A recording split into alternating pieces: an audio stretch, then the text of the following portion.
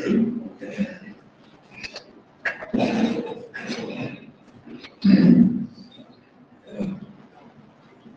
आप लोग बिल्कुल ध्यानपूर्वक चैप्टर का नाम लिखिए। ये 3 या 4 क्वेश्चन परीक्षा में फिक्स है। क्या नाम है? सिलोजिज्म। जो आपके प्रैक्टिस सेट में 4 क्वेश्चन करके कुछ फूल अनार हैं, सभी अनार बत्त के हैं, नहीं रहता है क्वेश्चन, उसके बारे में आज हम लोग सीखेंगे। सिलोजिज्म, इसका हिंदी होता है बुआ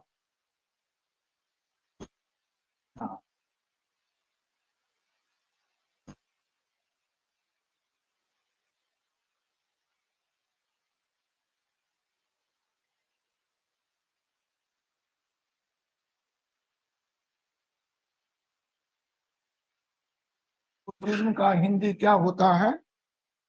न्याय। देखिए इसमें है क्या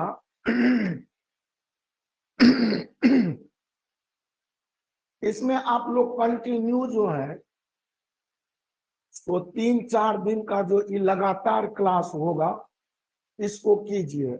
और अभी के बाद इस वीडियो को हम जो रिकॉर्ड हो रहा है इसे YouTube पर भी डाल दे रहा हूं, तो आप इसे एक बार और देख लीजिएगा। YouTube पर एक करंस क्लासेस, पता है ना YouTube पर है, तो उसमें एक करंस क्लासेस पर जा करके आज का रिकॉर्डिंग वीडियो देख लीजिए। तो इससे ये होगा कि आपको यह प्रश्न याद रह जाएगा, ये टाइप आपको जीवन भर याद रह जाए। किसी भी परीक्षा में बैठिएगा तो इससे 3 या 4 प्रश्न फिक्स है, 2 नहीं 3 या 4। अब समझ सकते हैं कितना इंपॉर्टेंट चैप्टर है। इसे बनाने के मुख्य रूप से 2 तरीके हैं। एक तरीका है आपका वेन डायग्राम। वेन डायग्राम ऐसा वाला देखे होंगे, तो एक इस तरीके से प्रश्न को पढ़ा जाता है। और हालांकि इस सिलोजिज्म का जो अवधारणा है, इसका जो कॉन्सेप्चुअल बात है, यह देने वाला इस दुनिया में पहला व्यक्ति था, उसका नाम था एरिस्टोटल, अरस्तु।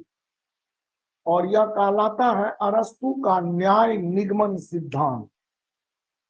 हालांकि उससे पहले इसे मील नाम का एक बहुत बड़ा जो समाजशास्त्री था, उसने मील का अपना एक थ्योरी दिया। मील के बाद इसको थोड़ा सा क्वालिफाई किया बोन नाम का समाजशास्त्री।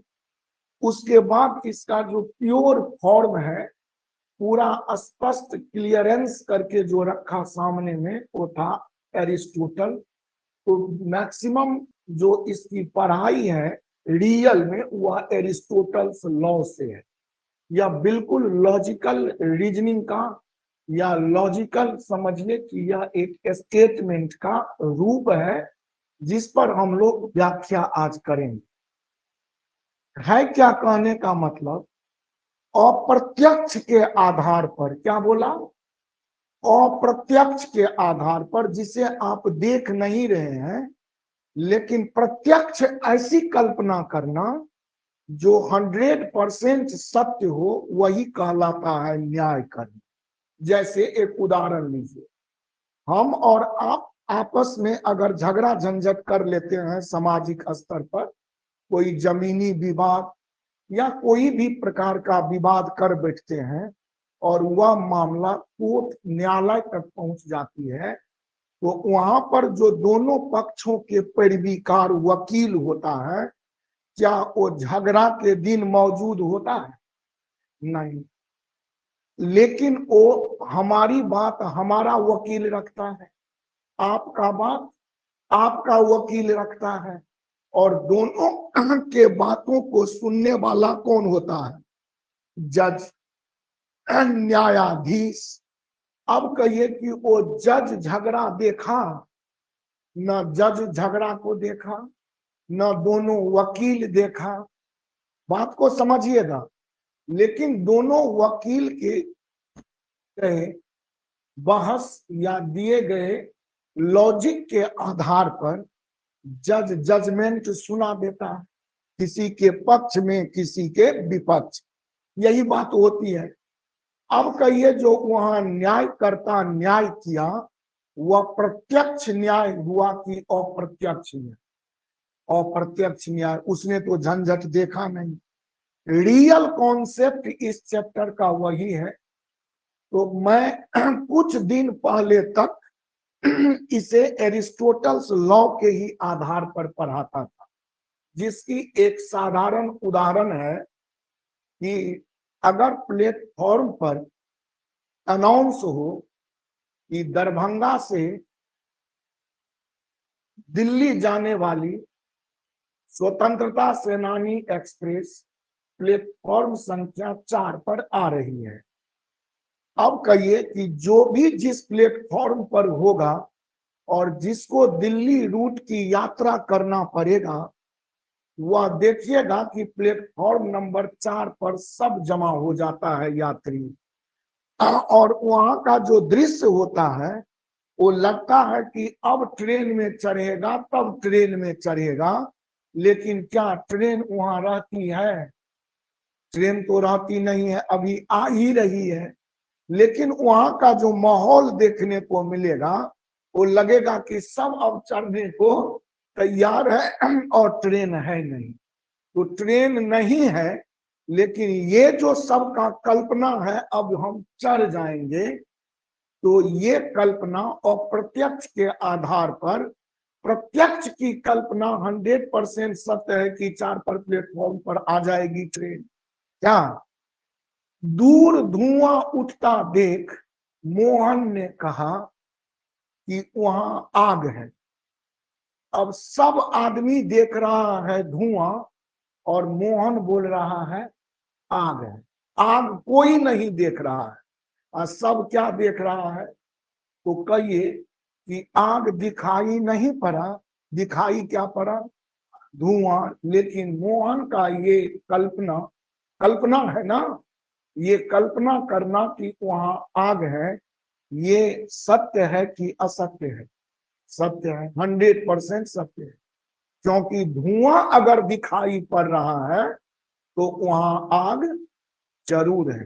तो मैं क्या बताया? अप्रत्यक्ष के आधार पर प्रत्यक्ष की कल्पना करना ही क्या है? सिलोजिज्म या न्याय कर देना। बात समझ में आया? अब यहां पर इस प्रश्न को, इस सिद्धांत को एरिस्टोटल ने प्रस्तुत किया। मूल रूप से वो क्या प्रस्तुत किया? तो उसने बताया कि अगर मैं एक कथन बोलूं, एक कथन है, इसमें कथन दिए गए होते हैं और इस कथन के निष्कर्ष दिए गए होते हैं।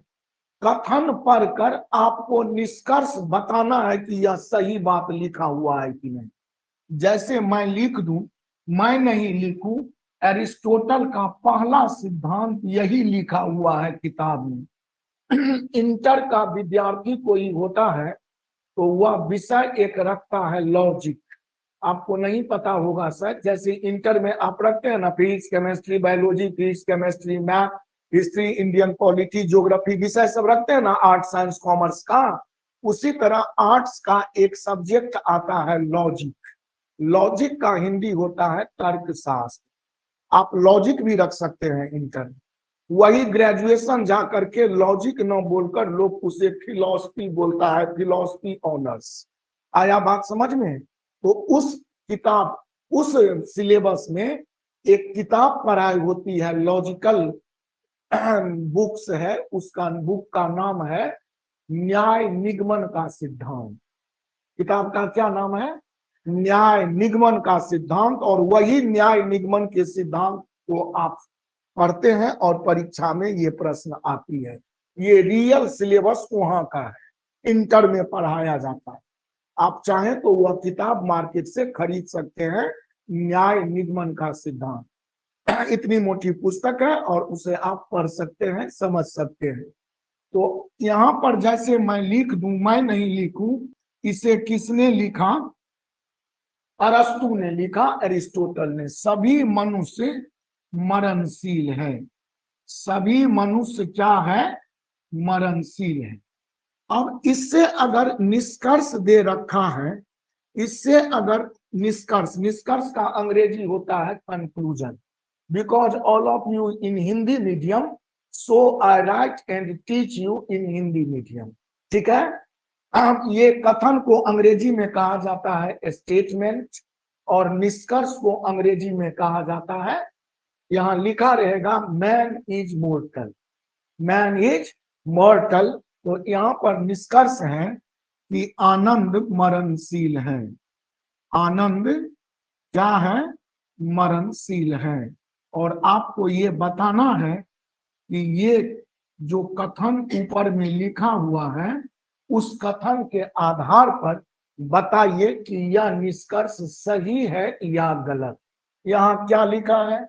सभी मनुष्य मरणशील है, तो बताइए आनंद मरणशील है, ये गलत है कि सही है? सही है। अगर, अच्छा दूसरी बात, कथन कुछ भी अंत बंत लिख दे तो वह कथन 100% सत्य है। कथन 100% सत्य है। वो कुछ भी लिखा हो, वह लौकिक सामाजिक स्तर से बिल्कुल भिन्न बात लिख दे। जैसे मैं लिख दूं कि सभी पंखा बोट है, तो आपको यह मानना पड़ेगा कि कथन बोल दिया कि सभी पंखा बोर्ड है, इसका मतलब दुनिया का जितना भी पंखा है वह क्या है? बोर्ड है। आपको मानना पड़ेगा। तो कथन हमेशा 100% सत्य माने जाते हैं, और उस सत्यता के आधार पर, किसकी सत्यता के आधार पर? कथन की सत्यता के आधार पर आपको ये तय करना होता है कि दिया गया निष्कर्ष सत्य है या गलत। तो यहाँ पर क्या लिखा हुआ है?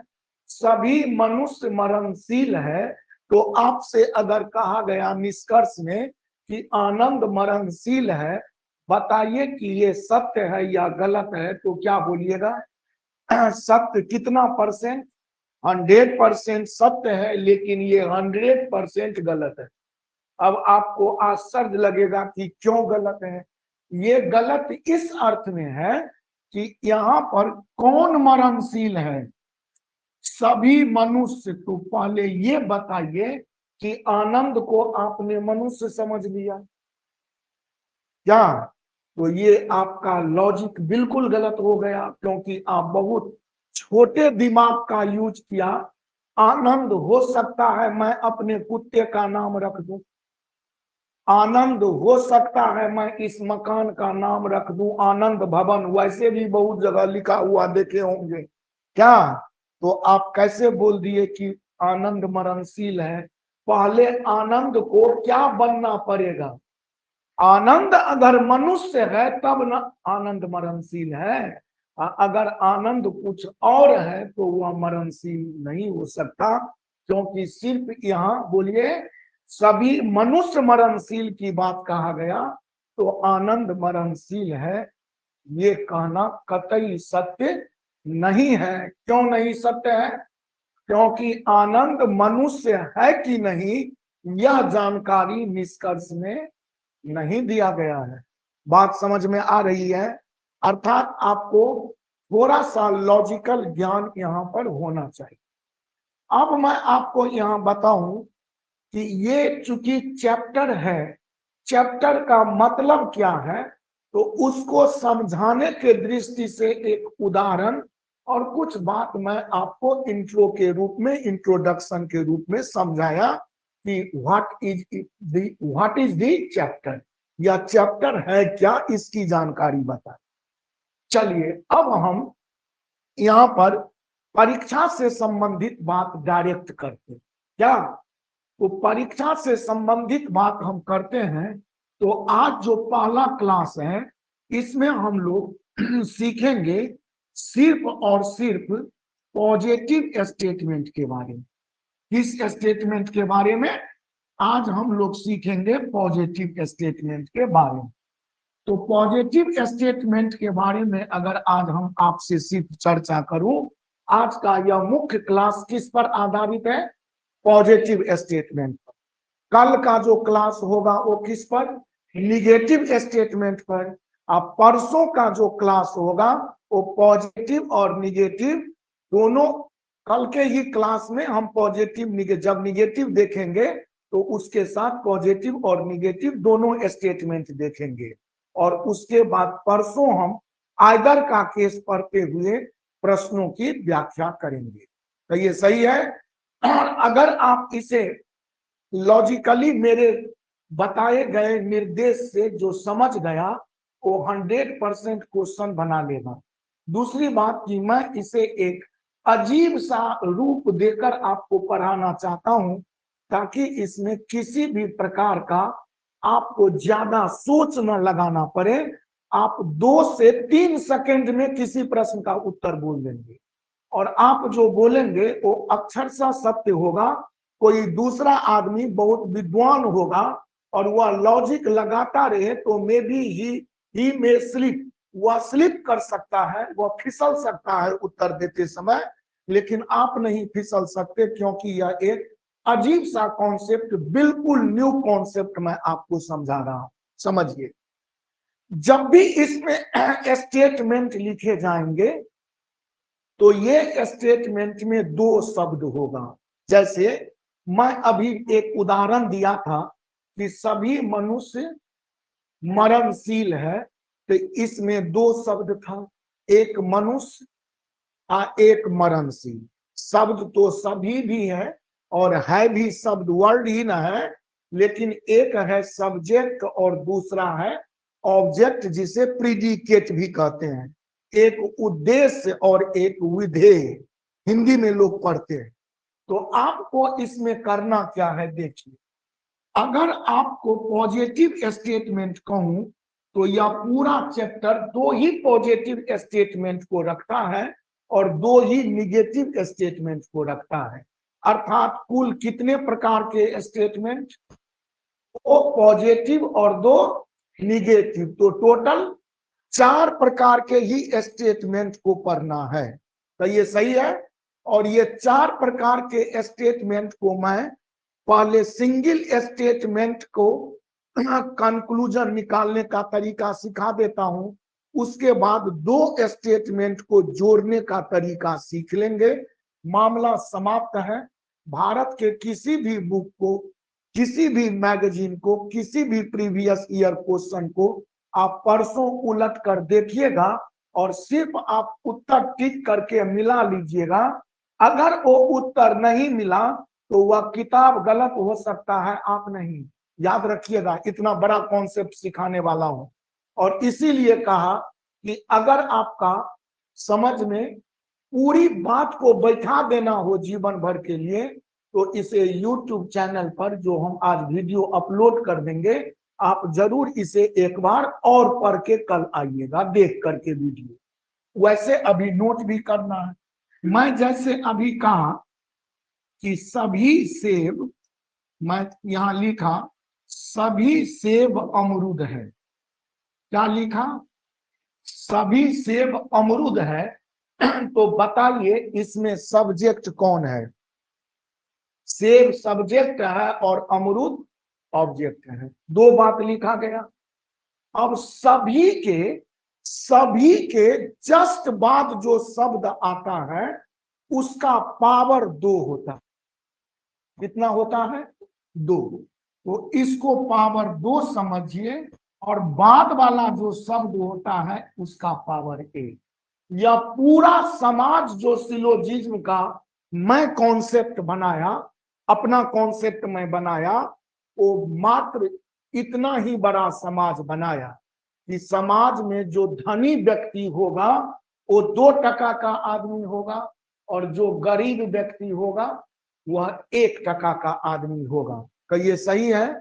मैं अगर लिख दूं यहां पर कि सभी ए बी है, क्या लिखा, सभी ए बी है, तो बताइए ए कितने पावर का है, ए का पावर 2 है और बी का पावर 1। तो ये सही है। तो अब याद रखिएगा कि अगर आप 2% का आदमी हैं तो आप 1 रुपया खर्च कर सकते हैं। कहिए हाँ, कर सकते हैं। और जो 1 टका का आदमी है वह भी 1 रुपया खर्च कर सकता है, क्योंकि हमारा समाज कितने रूप का है? 2 ही रूप का। क्या क्या? 2 1। क्या है? 2 1 का ही समाज है। तो खर्च 2 का 2 नहीं किया जा सकता। खर्च कितना? 2 टका का आदमी, जल्दी बोलिए, 1 खर्च कर सकता है, और 1 टका का आदमी 1 खर्च कर सकता है। बात समझ रखे हैं? अब यहां पर बात को समझिए। अगर मैं कहूं कि यह एक स्टेटमेंट है, यह क्या है? यह एक हमारा स्टेटमेंट है, और इस स्टेटमेंट से मैं क्या निकालना चाहता हूं? कंक्लूजन। इस स्टेटमेंट से अगर मैं कंक्लूजन निकालना चाहूं तो आपको एक बात बता दूं कि सबसे पहले स्टेटमेंट के जो पॉजिटिव रूप हैं वो 2 प्रकार के पॉजिटिव रूप हैं। कितने प्रकार के पॉजिटिव रूप हैं? 2 प्रकार के। कितने प्रकार के?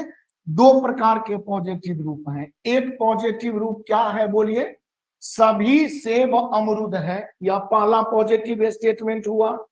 पूरे सिलोजिज्म चैप्टर के दरमियान अगर आप प्रश्न देखिएगा पूरे भारत का, तो 2 ही प्रकार का पॉजिटिव स्टेटमेंट और निगेटिव भी कितने प्रकार का?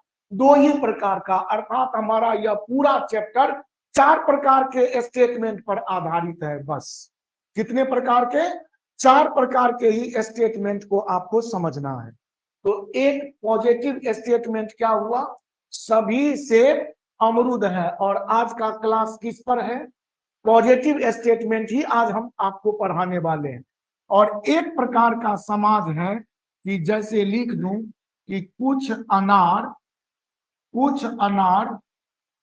अंगूर है। कुछ अनार क्या है? अंगूर है। अब देखिए, कुछ अनार अंगूर है, कैसा स्टेटमेंट है? पॉजिटिव। सभी सेब अमरूद है, पॉजिटिव। तो इसका मतलब ये हुआ कि कुछ वाला अगर सेंटेंस आया तो इसके जस्ट बाद का जो स्टेटमेंट का शब्द है इसका पावर 1 है, और बाद वाला का भी पावर 1। कहिए, बात समझ गए? कहिए, सभी के तुरंत बाद आने वाला 2 और उसके बाद 1। दो ही सब्जेक्ट और प्रीडिकेट जुड़ कर न यह सेंटेंस बनाएगा। तो कभी भी सेंटेंस देखें तो सभी से प्रारंभ हुआ कि सभी के पास, माने बाद वाला जो वर्ड है उसका पावर 2 है, और उसके बाद वाला 1 पावर का है। कुछ वाला में दोनों कितना कितना? 1 1। तो आपको ये बात समझ में आई कि सभी से जो ही सेंटेंस लिखा हुआ है तो इसका मतलब क्या समझना है? 2 1। क्या समझना है? 2 1। और कुछ से अगर सेंटेंस लिखा हुआ है तो इसका मतलब क्या समझना है? 1 1। कहिए, बिल्कुल समझ में आ रहा है? कोई दिक्कत किन्हीं को? कोई दिक्कत नहीं। आइए, इतनी बात आपको समझदारी आ गई। अब मैं आपको आपके पास 2 प्रकार का स्टेटमेंट लिख दिया। अब ये है स्टेटमेंट। ये क्या लिखा हुआ है बउआ? कथन। क्या लिखा हुआ है? कथन। ये लिखा है कथन, तो ये भी आपका क्या लिखा हुआ है? कथन। अब देखिए, अब आपका कथन को डायरेक्ट हम अगर रूप बदल दूं तो आपको ये तय करना है कि ऐसा निकाला गया रूप जो ही कथन टूटेगा तो वह कंक्लूजन कहलाए।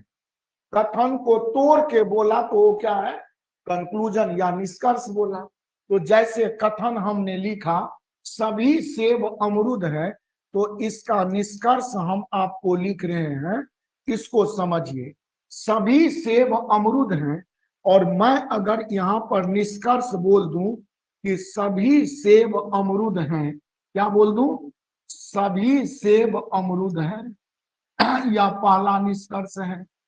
दूसरा निष्कर्ष लिखा कि सभी अमरूद सेब हैं।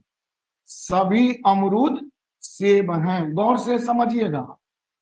फिर तीसरा लिखा कुछ सेब कुछ सेब अमरूद हैं, कुछ सेब अमरूद हैं, कुछ सेब अमरूद हैं।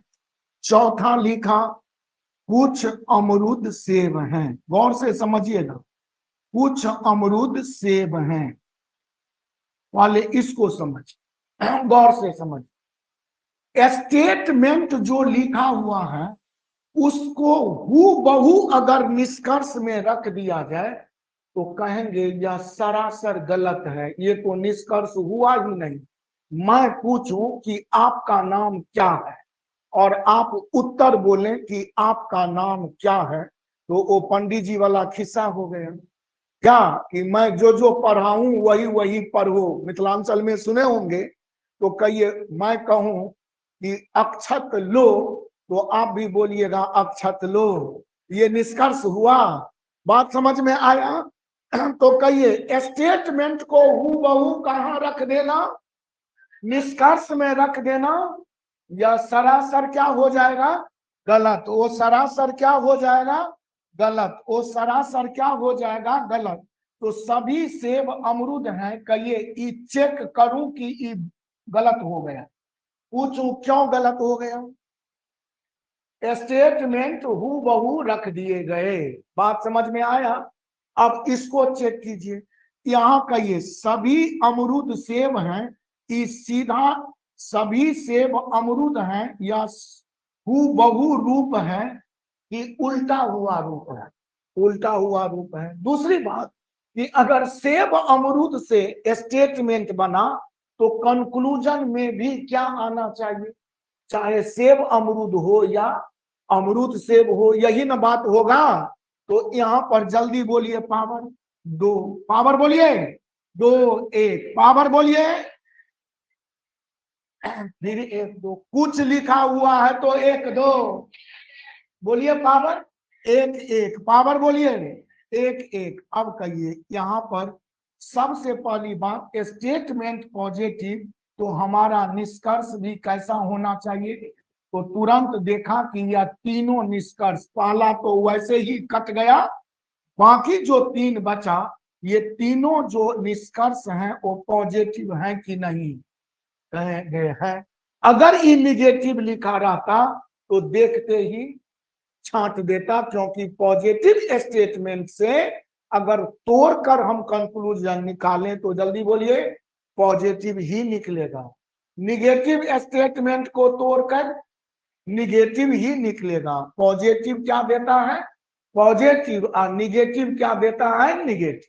तो अब मैं यहां पर आपसे अगर पूछूं बाबू कि यहाँ अमरूद का पावर कितना है, 2, और स्टेटमेंट में अमरूद का पावर 1, तो 1% का आदमी निष्कर्ष का माने बाजार में गया है खर्चा करने, ये है समाज का आदमी। स्टेटमेंट माने समाज और निष्कर्ष माने बाजार। स्टेटमेंट माने समाज, ये घर में बैठल है आदमी, और निष्कर्ष का मतलब बाजार गया है खर्च करने। कहिए अमरूद का पावर 1 और बाजार में गया है 2 खर्च करने, तो ये बात सत्य है कि महा गलत है। 1 रुपया का आदमी कहीं 2 रुपया खर्चा करे, जल्दी बोलिए ये सही है कि गलत, गलत हो गया। बात समझ में आया? अब यहां आइए जल्दी बोलिए, सेब का पावर, खर्चा करने का पावर 1 है, तो सेब को खर्चा करने का पावर 2 है, तो कहिए 1 खर्च कर सकता है, 1 खर्च कर सकता है, और अमरूद 1 खर्च कर सकता है। जल्दी बोलिए सही है। बात समझ में आ रहा है? अब यहां बोलिए कुछ अमरूद सेब है, अमरूद का पावर 1, अमरूद का पावर 1, कहेंगे अमरूद सही है, सेब का पावर 1 और घर का पावर 2, तो 2% का आदमी 1% खर्च नहीं करेगा, खर्च करेगा ना। तो ये सही है कि गलत है, सही है। बात समझ में आया, समझ में आया यह बात?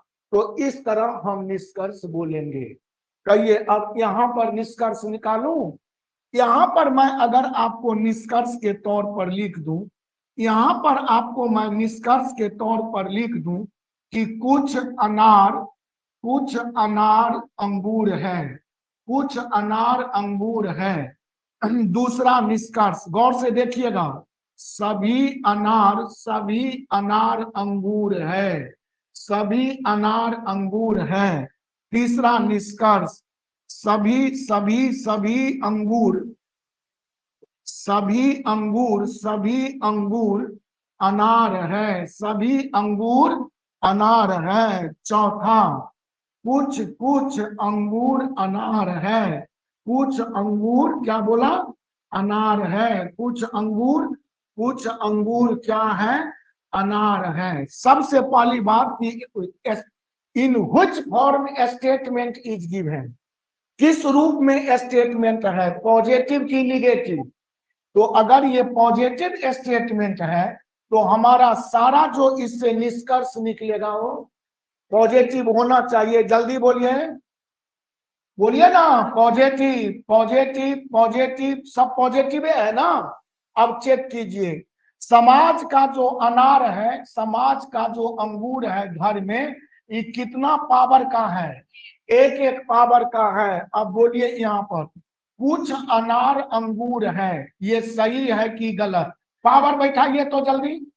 एक एक पावर, दो एक पावर, दो एक पावर, एक एक रटा देंगे क्लासे में, सही है।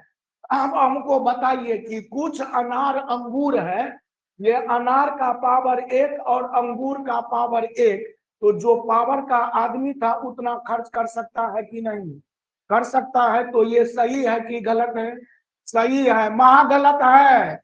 हूबहू स्टेटमेंट रखा गया है, आंख फोड़ देंगे, न रखा गया है।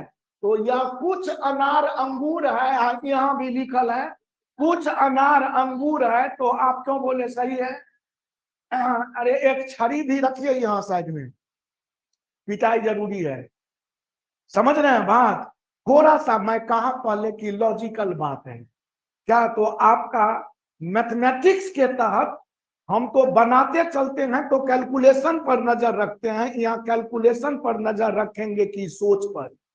आपका सोच सही होना चाहिए। बार बार बताया कि हूबहू स्टेटमेंट कभी भी निष्कर्ष नहीं हो सकता, हूबहू स्टेटमेंट कभी भी निष्कर्ष नहीं हो सकता। तो ये सही है कि गलत है, गलत है। अब बोलिए, अनार का पावर दो, अनार का पावर एक, कहिए गलत नहीं, महा गलत है, कहिए सही है।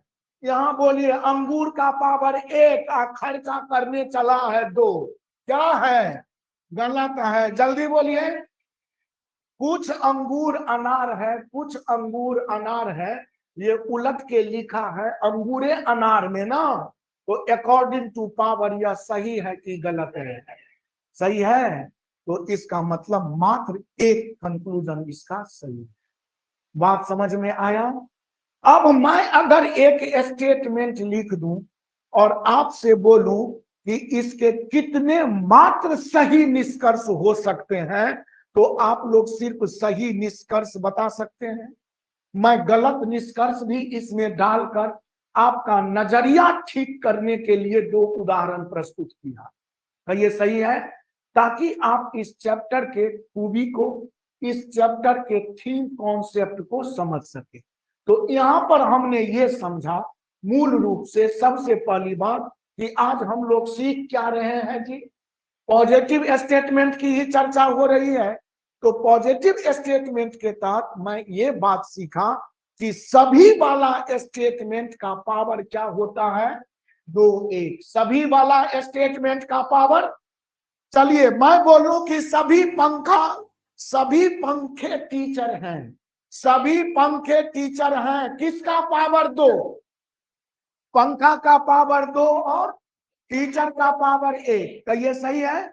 मैं बोलूं कि कुछ पंखे बल्ब हैं, एक एक, किसका पावर एक एक, पंखा भी एक और बल्ब भी एक, तो ये पागल आदमी भी सीख सकता है। यहाँ 5 क्लास का बच्चा को भी मैं सिखा सकता हूं, तो आप लोग क्यों नहीं सीखेंगे।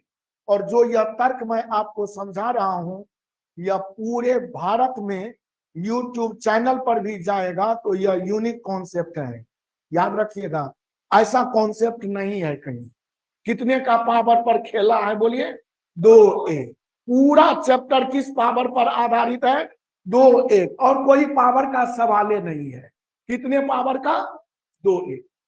अब मैं आपसे अगर कुछ भी लिख दूं, इसको हटा देता हूं।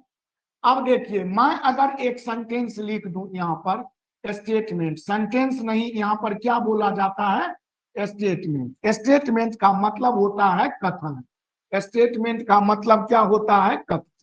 अब मान लीजिए एक स्टेटमेंट में लिखा यहां पर कि सभी पहाड़ नदियां हैं।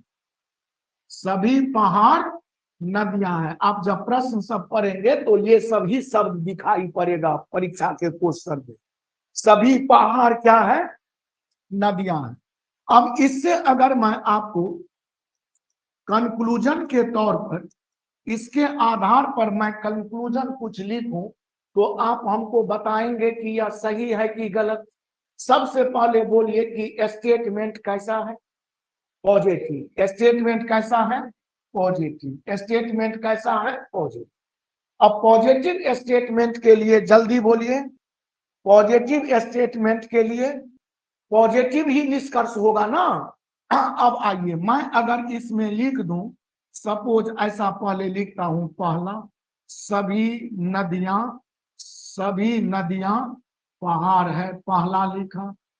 दूसरा लिखा कि दूसरा लिखा कुछ पहाड़ नदियां हैं, कुछ पहाड़ नदियां हैं।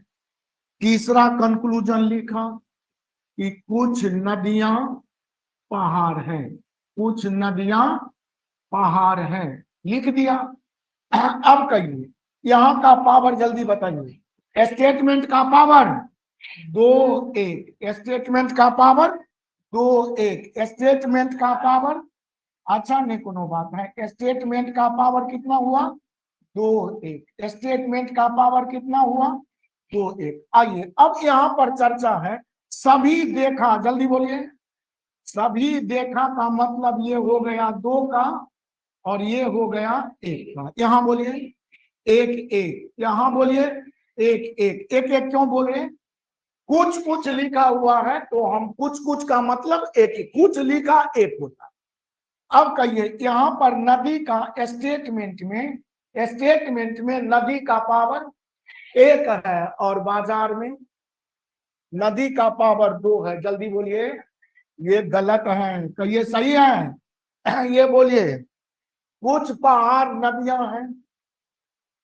सही है। क्यों सही है?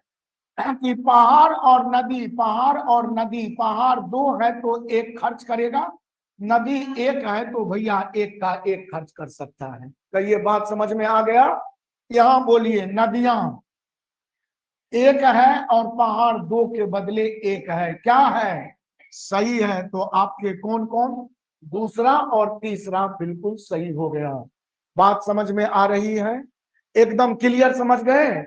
यह है अपना एक कोई भी स्टेटमेंट टूटकर कैसा रूप दे सकता है कंक्लूजन में।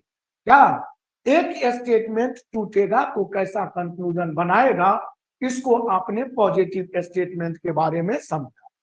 अब मैं अगर और एक आपके सामने रख दूं, एक और मैं रख दूं, जैसे उदाहरण के तौर पर मैंने एक स्टेटमेंट रखा, जैसे कि कुछ ए बी है। क्या रखा? कुछ ए बी रखा, और इसका कंक्लूजन आपके लिए मैं रखा कि सभी ए बी है। फिर रखा दूसरा कि सभी बी ए है। फिर रखा तीसरा कि कुछ ए बी है। ध्यान से, चौथा कुछ बी ए है। तो ये सही है? अभी लर्न कर रहा हूं, तो लर्निंग करने के टाइम हम डिफरेंट टाइप की बात आपके बीच रखेंगे। यहां जल्दी बोलिए, पहले स्टेटमेंट का पावर 1-1, यहां 2-1, 2-1, 1-1, 1-1। अब पढ़िए कि जब ए का पावर 2 और स्टेटमेंट में पावर 1, तो कंक्लूजन कभी भी ये क्या है? गलत है। 1% का आदमी 2 टका खर्च करने चला तो ये महागलत है। आया समझ में? दूसरा, सभी बी ए है, कहिए बी 1 टका का आदमी 2 टका खर्च करना चला, गलत है। कुछ ए बी है तो 1 टका सही है, गलत है। क्यों गलत है? हूबहू स्टेटमेंट रखा हुआ है, नजर पर आया? मैं आपका पूरा दिमाग को फिट कर दूंगा। तो ये क्या हो गया? गलत है। ये बोलिए, only 4 conclusion is correct in the respect of the given statement। क्या दिए गए स्टेटमेंट के आधार पर चौथा निष्कर्ष ही क्या है? सही है। अभी तक जो हमने पढ़ा, इसमें पढ़ा सिंगल स्टेटमेंट से कंक्लूजन बोलना, सिंगल स्टेटमेंट से कंक्लूजन बोलना। अब हम लोग समझेंगे मीडिएट कंक्लूजन। क्या समझेंगे? Mediate conclusion. जब 2 सेंटेंस लिख देगा और आपका रेलवे हो, एसएससी हो, बिहार पुलिस हो, उत्तर प्रदेश पुलिस हो, पटवारी का परीक्षा हो, हाई कोर्ट क्लर्क हो, जितना भी एग्जाम आपके देश में है, उसमें 2 स्टेटमेंट पर आधारित ही प्रश्न आते हैं। बैंकिंग परीक्षा में 3 और 3 से अधिक 4 स्टेटमेंट को जोड़ने के लिए आता है बैंकिंग में। लेकिन आपका जो ये परीक्षाएं हैं, उस बैंकिंग में भी 2 स्टेटमेंट पर बहुतों बार आया है क्वेश्चन। तो जो 2 को जोड़ना सीख गया वो 3 को भी जोड़ना सीख गया, वो 4 को भी जोड़ना सीख गया। लेकिन जो प्रेजेंट हमारा सिनारियो है समाज का, और जो परीक्षा आपके सर पर है, उसके लिए हम लोग परीक्षा का ना तैयारी 100% कर लें। और ये 2-3 क्लास के बाद मेरा दावा है कि किसी भी किताब का क्वेश्चन उठाकर यहाँ लाइए आप, चैलेंज है, और मैं उसका हल नहीं, पूरा क्लास उस प्रश्न का हल बताएगा कि इसका उत्तर ये सत्य है। आया बात समझ में? ये चैलेंजेबल पढ़ाई आपके साथ है। तो आइए हम 2 स्टेटमेंट को जोड़ना चाहते हैं और सीखते हैं। क्या? तो मात्र एक एग्जाम्पल के तहत आज जोड़ेंगे, उसके बाद कल मैं इस पर डिफरेंट टाइप के क्वेश्चंस को समझूंगा। आइए सबसे पहला हम इसमें समझते हैं। अब क्या समझते हैं? Mediate conclusion. क्या समझते हैं? Mediate conclusion. मीडिएट कंक्लूजन का मतलब है 2 स्टेटमेंट को क्या करना? जोड़। 2 स्टेटमेंट को क्या करना? जोड़। तो मीडिएट कंक्लूजन के तहत आपको मैं विभिन्न प्रकार का उदाहरण दूंगा, लेकिन आज मैं 1 या 2 उदाहरण के माध्यम से इसकी थ्योरी समझा देता हूं, और इसके विभिन्न रूपों का चर्चा कल करते हुए निगेटिव के बारे में जानकारी दे दूंगा। परसों पॉजिटिव निगेटिव सब चीज एक साथ समाप्त कर लेंगे, लगातार 3 क्लासेस। तो आइए मीडिएट कंक्लूजन हम निकालते हैं, जिसे कहा जाता है क्या? मध्याश्रित अनुमान। इसका हिंदी क्या होता है? मध्याश्रित अनुमान। मध्य मीडिएट कंक्लूजन कैसे? जैसे मैं आपको स्टेटमेंट लिखा और इसमें 2 स्टेटमेंट में लिख दिया। क्या? कि सभी, मैं लिख दूं सभी पंखे बल्ब हैं। सभी पंखे क्या हैं? बल्ब। यहां पर लिख दूं बल्ब बोर्ड है, कुछ बल्ब बोर्ड।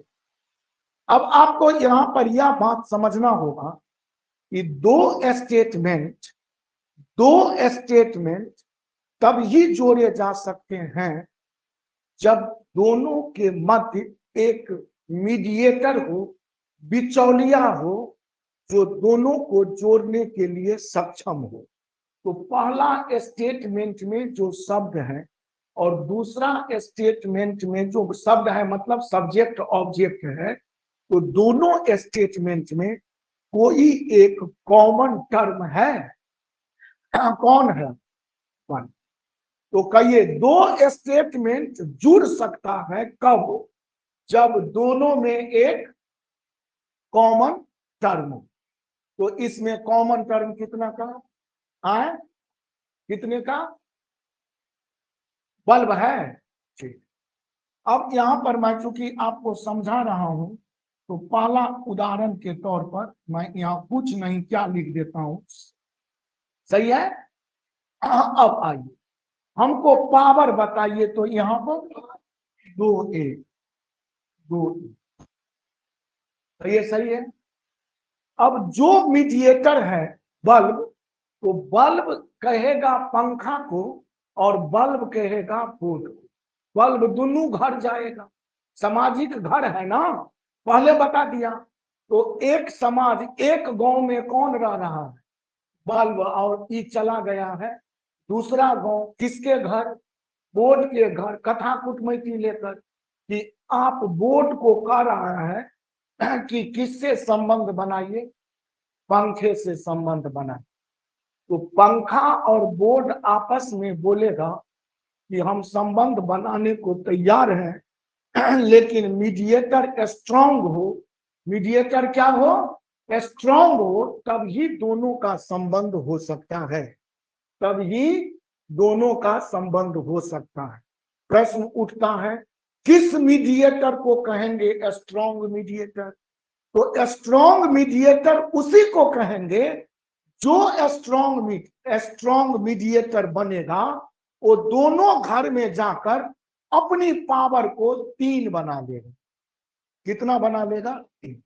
तो कहिए बल्ब यहां है और बल्ब यहां है, तो बल्ब अपना पावर दोनों जगह से रुपया कलेक्ट कर लिया। पहला समाज दिया है 1 रुपया और दूसरा समाज दिया है 2 रुपया, तो 2 और 1 3 रुपया बना लिया है। और जो ही 3 रुपया बन गया, कितना बनना चाहिए, कहिए स्ट्रांग मीडिएटर किसको कहते हैं, जिस मीडिएटर के पास दोनों घर की राशि जोड़कर 3 रुपया होगा, मात्र वही कहलाएगा स्ट्रांग, अन्यथा वह वीक होगा। और वीक मीडिएटर कभी भी संबंध नहीं स्थापित करवा सकता है। तो कहिए यहां पर मीडिएटर संबंध स्थापित करवाने वाला है या नहीं है, क्यों है, तो मीडिएटर जो होना चाहिए, मीडिएटर जो होना चाहिए वह मीडिएटर कितना होना चाहिए, 3। और 3 तभी बनेगा चाहे पहला घर का 1 पावर हो तो दूसरा घर का 2 हो, अथवा पहला ही घर में 2 हो तो दूसरा घर में 1 हो, तभी ना यह बउआ 3 पावर बना सकता है। बात समझ में आया।